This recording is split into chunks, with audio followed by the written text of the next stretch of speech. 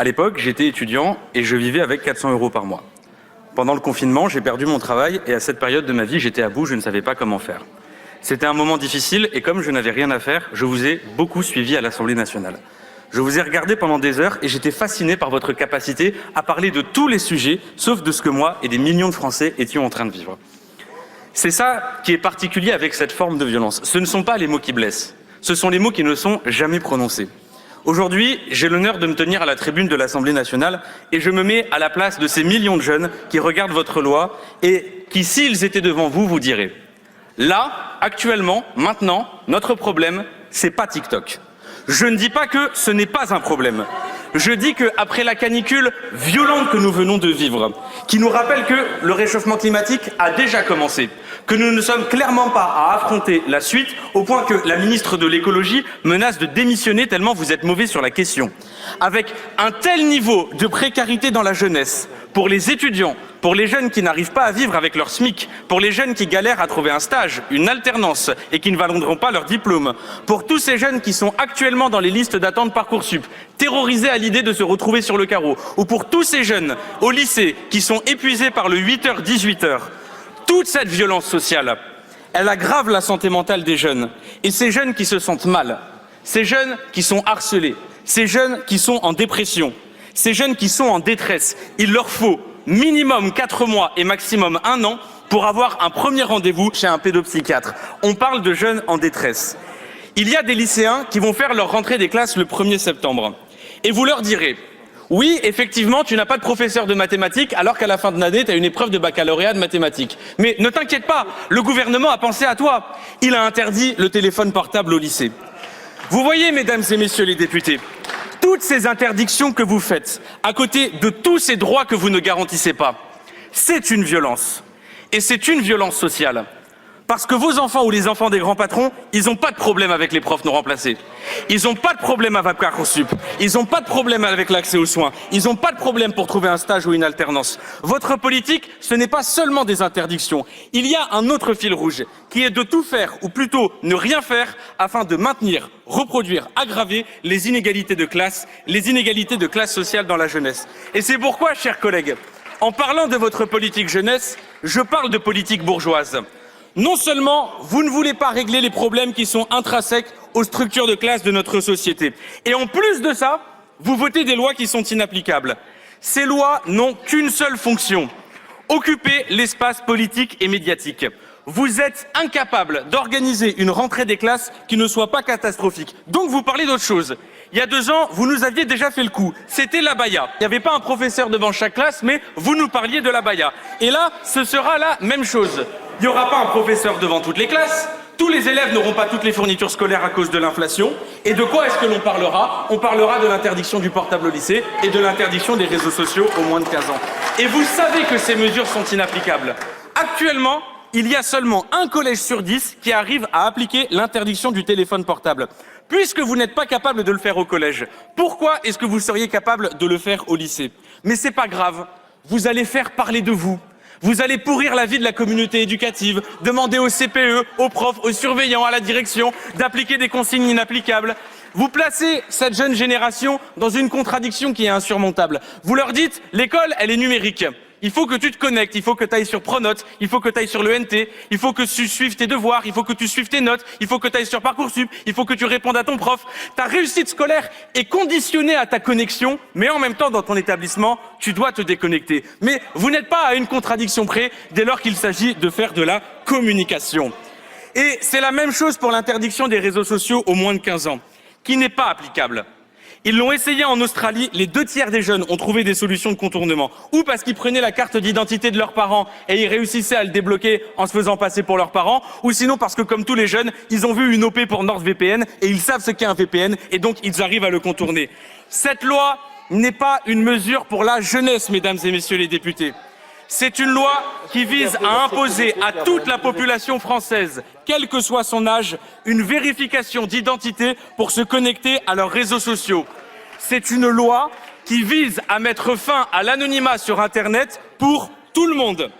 Et ça d'ailleurs, Madame la Ministre ne le dit pas clairement, que tous nos concitoyens vont devoir faire vérifier leur identité pour se connecter sur les réseaux sociaux. Tel que c'est écrit dans cette loi, Un réseau social, ça va de la plus grosse des applications jusqu'au plus petit forum de discussion, en passant même par certains jeux vidéo. C'est une immense part d'Internet que vous allez soumettre à un contrôle d'identité. Le Conseil d'État a dit que cette interdiction générale était disproportionnée. Les sénateurs disaient que c'était inconstitutionnel.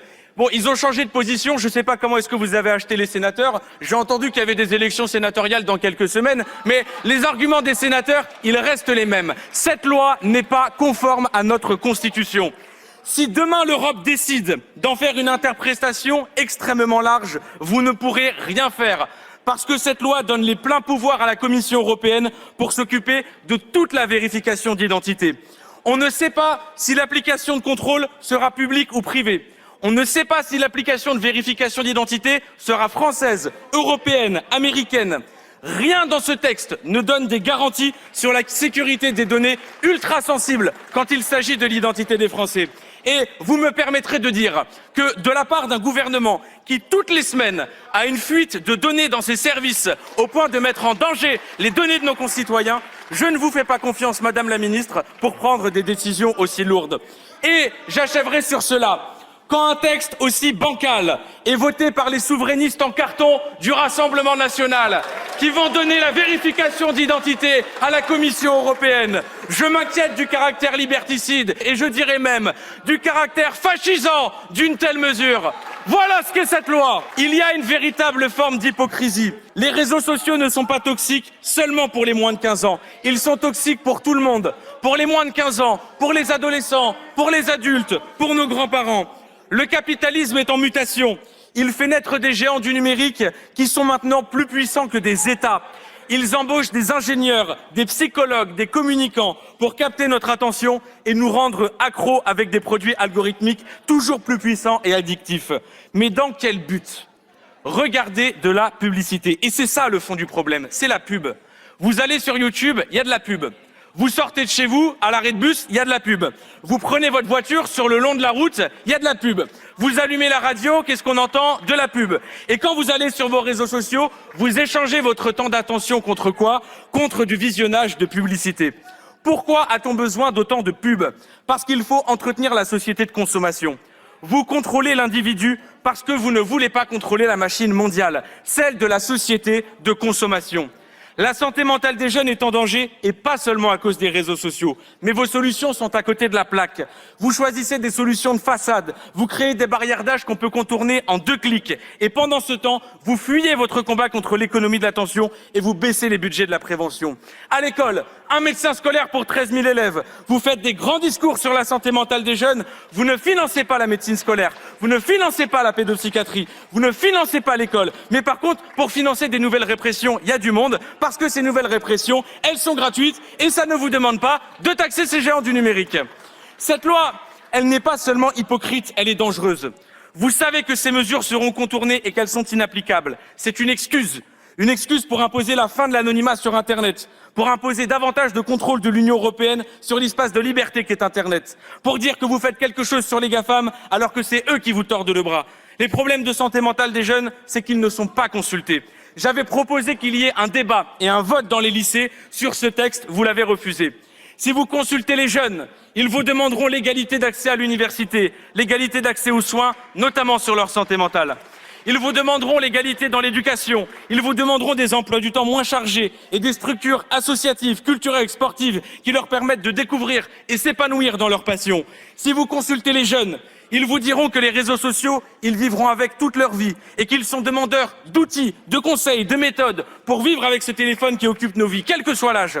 Si vous consultez les jeunes, ils vous diront qu'ils n'entrevoient pas l'avenir dans le cadre de l'économie de l'attention, de la consommation, de la dictature des GAFAM. Si vous consultez les jeunes, ils vous diront qu'ils ne veulent pas l'égalité dans l'interdiction, mais l'égalité dans les droits et les libertés de chacun. Et si vous consultez les jeunes, ils vous diront d'arrêter d'instrumentaliser leur culture, que ce soit celle d'Internet, de la fête, des jeux vidéo, du football, pour justifier vos lois répressives votées avec le Rassemblement national. Jeunesse, la grande consultation arrive. Elle s'appelle l'élection présidentielle de 2027.